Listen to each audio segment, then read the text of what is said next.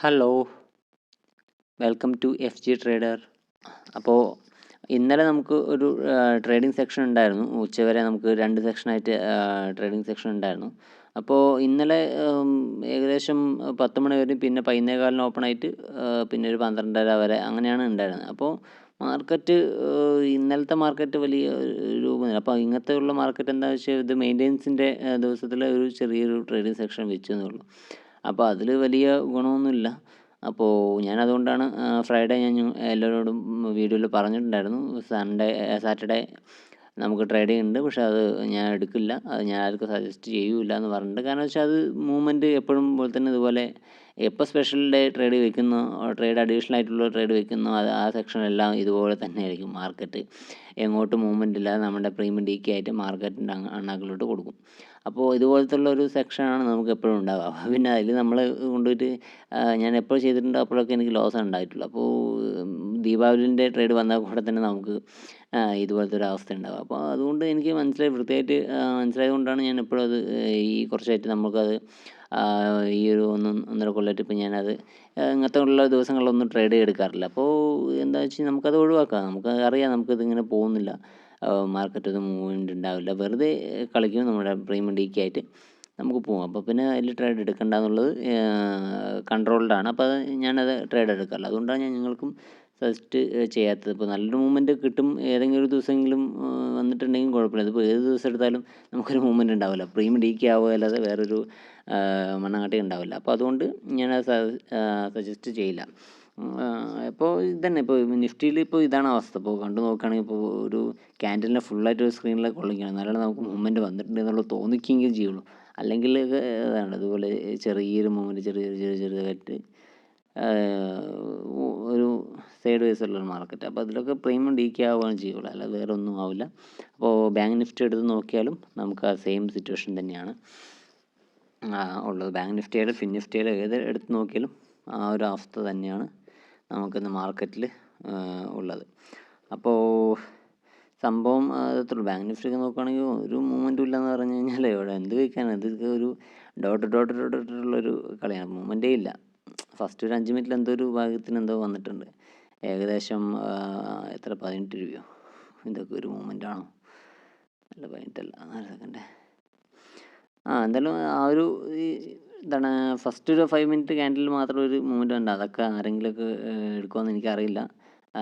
First മിനിറ്റിലൊക്കെ trade ചെയ്യുന്നവരുണ്ട്. ഏകദേശം ഒരു 150 പോയിൻറ്റിന് വന്നിട്ടുണ്ട്. അതൊക്കെ എവിടെ നിന്ന് കിട്ടി, എവിടെ നിന്ന് പ്രോഫിറ്റ് എടുക്കും എന്നുള്ളൊരു ഐഡിയ ഒന്നുമില്ല.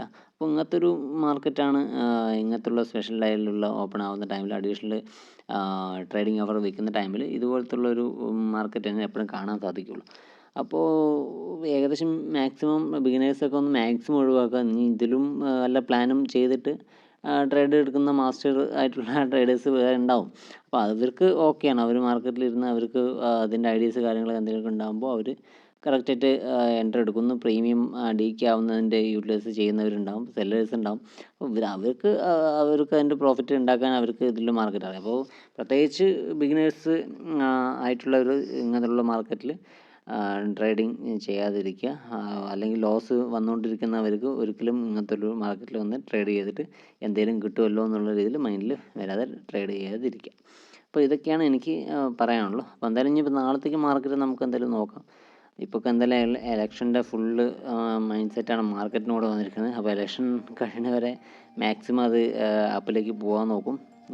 അപ്പോൾ അത് നമുക്ക് എന്തായാലും ബെനിഫിറ്റ് ആക്കാൻ പറ്റുകയാണെങ്കിൽ. പക്ഷേ ഈ അപ്പിലേക്ക് പോകുമ്പോഴൊക്കെ ഗ്യാപ്പ് അപ്പ് തന്ന് പിന്നെ മേലേക്ക് പോകുക അങ്ങനെയുള്ള സ്കീമാണ് മാക്സിമം ഉണ്ടാകുന്നത്. അപ്പോൾ നമുക്കത് ചിലപ്പോൾ നമുക്ക് കുറച്ച് ചെറിയ ഇന്നലെയൊക്കെയാണ്, അതായത് ഫ്രൈഡേയൊക്കെയാണ് ഒറ്റ സൈഡിലേക്ക് നമുക്ക് റാലി പോയി കണ്ടത്. അപ്പോൾ അതുപോലെ എപ്പോഴെങ്കിലുമൊക്കെ വരുള്ളൂ. അല്ലാത്ത ദിവസങ്ങളൊക്കെ ഇതുപോലെ തന്നെ അങ്ങോട്ടും ഇങ്ങോട്ടും കളിച്ചിട്ട് പിന്നെ ഒരു ഗ്യാപ്പ് വന്നിട്ട് വരിക, അങ്ങനെയുള്ള സ്കീമൊക്കെയാണ് ഉണ്ടാവുള്ളൂ. അപ്പോൾ അതുകൊണ്ട് എപ്പോഴും ഡൗണിലേക്ക് വരുമ്പോഴാണ് പിന്നെ നമ്മൾ സെയിം നമ്മുടെ മാർക്കറ്റ് പ്രീവിയസ് ക്ലോസ് തന്നെ ഓപ്പണായിട്ട് നമുക്കത് വീണ്ടും ഒരു നല്ലൊരു ഡൗണിലേക്ക് വരുന്നൊരു മാർക്കറ്റ് അവസ്ഥ തന്നെ ഡൗണിലേക്ക് വരും. അപ്പോൾ അതുപോലുള്ളൊരു സെറ്റപ്പ് നമുക്ക് ഡൗണിലേക്ക് വരുമ്പോഴാണ് നമുക്ക് കാണാൻ പറ്റുക. മാർക്കറ്റുണ്ട് ഡൗണിലേക്ക് വരുമ്പോഴൊക്കെ നമുക്ക് ഏകദേശം മാർക്കറ്റ് ടൈമിൽ തന്നെ ഡൗണിലേക്ക് വരും. അല്ലാത്ത ടൈമിലൊക്കെ നമുക്ക് മാർക്കറ്റ് കയറുന്ന ടൈമിലെല്ലാം നമുക്ക് ഗ്യാപ്പ് അപ്പ് വന്നിട്ടുള്ള കയറ്റം മാത്രമാണ് ഉണ്ടാവാറുള്ളത്. അധികം മാക്സിമം അങ്ങനെ ഉണ്ടാവാറ്. അല്ലാത്ത ടൈമിലൊക്കെ ഒറ്റ റേഞ്ചിൽ മാർക്കറ്റ് ഓപ്പൺ ആയ ശേഷം പിന്നെ ഒരു കയറ്റം ഉണ്ടാവാൻ കാണും. ഇതുപോലെയൊക്കെ ഡൗണിലേക്ക് വരുന്ന ദിവസങ്ങൾ ഡൗണിലേക്ക് വരുമ്പോൾ തന്നെയാണ് മാർക്കറ്റ് അവേഴ്സിൽ നമുക്ക് മാക്സിമം യൂസ് ചെയ്യാൻ പറ്റുക. എൻ്റെ ഒരു വ്യൂ കേട്ടോ, എനിക്കങ്ങനെയാണ് മാക്സിമം തോന്നിയിരിക്കുന്നത്. അപ്പോൾ എന്തായാലും നമുക്ക് ഇങ്ങനെയുള്ള ദിവസങ്ങളിൽ മാക്സിമം അഡീഷണൽ ആയിട്ടുള്ള മാർക്കറ്റ് അവർ വരുന്ന ദിവസം നമുക്ക് ട്രേഡ് ചെയ്യാതിരിക്കുക. ആ ദിവസം നമുക്ക് ഫ്രീ ആയിട്ട് ഇരിക്കാം. മാർക്കറ്റ് വേണമെങ്കിൽ നോക്കിയിരിക്കുക, അല്ലാത്ത നോക്കിയിരുന്ന ട്രേഡ് എടുക്കുന്നവർ ഒഴിവാക്കിയിട്ട് വേറെ എന്തെങ്കിലും വർക്കിൽ എൻഗേജ്ഡ് ആവുക, അല്ലെങ്കിൽ ഫാമിലിൻ്റെ ഒപ്പം സ്പെൻഡ് ചെയ്യുക, അങ്ങനെ എന്തെങ്കിലുമൊക്കെ ചെയ്യുക, ഫ്രണ്ട്സിൻ്റെ ഒപ്പം സ്പെൻഡ് ചെയ്യുക. അങ്ങനെ കുറച്ച് മൈൻഡൊക്കെ ഒന്ന് ഫ്രീ ആക്കാം. മെയിനായിട്ട് മാർക്കറ്റിൽ ഇരിക്കുന്നവർക്ക് മൈൻഡ് സെറ്റ് മാത്രമാണ് വേണ്ടത്.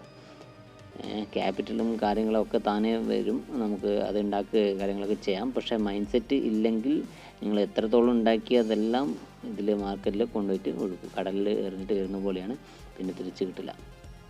അപ്പോൾ നിങ്ങൾ മൈൻഡ് സെറ്റ് കറക്റ്റായിട്ട് മാനേജ് ചെയ്യുക. മൈൻഡ് സെറ്റ് മാത്രം ഫോക്കസ് ചെയ്യുക. മൈൻഡ് സെറ്റ് കറക്റ്റ് നിങ്ങളുടെ പ്ലാൻ എക്സിക്യൂട്ട് ചെയ്യാൻ മാത്രം നോക്കുക. മാർക്കറ്റിൽ എവിടെയാണോ ഓപ്പർച്യൂണിറ്റി വരുന്നത് അവിടെ നിങ്ങൾക്ക് എൻ്റർ എടുക്കുക എന്നുള്ള മൈൻഡ് സെറ്റ് മാത്രം. സ്റ്റോപ്പ് ലോസും ടാർഗറ്റ് എല്ലാം നിങ്ങൾ പ്ലാൻ ചെയ്യുന്ന സാധനം മാർക്കറ്റിൽ എക്സിക്യൂട്ട് ചെയ്യാൻ നോക്കുക. അപ്പോൾ എന്തായാലും ഇനി മൺഡേ മുതൽ നമുക്ക് ട്രേഡിങ് തുടങ്ങാം. നമ്മുടെ കഴിഞ്ഞ വീക്കെല്ലാം നമുക്ക് നല്ല രീതിയിൽ എല്ലാം കഴിഞ്ഞ വീക്ക് ഫുൾ ഗ്രീൻ ആയിരുന്നു. എനിക്ക് ഫുൾ ഒരു ഡേ ട്രേഡ്, മൺഡേ മാത്രം ഞാൻ ട്രേഡ് എടുത്തിട്ടുണ്ടായിരുന്നില്ല.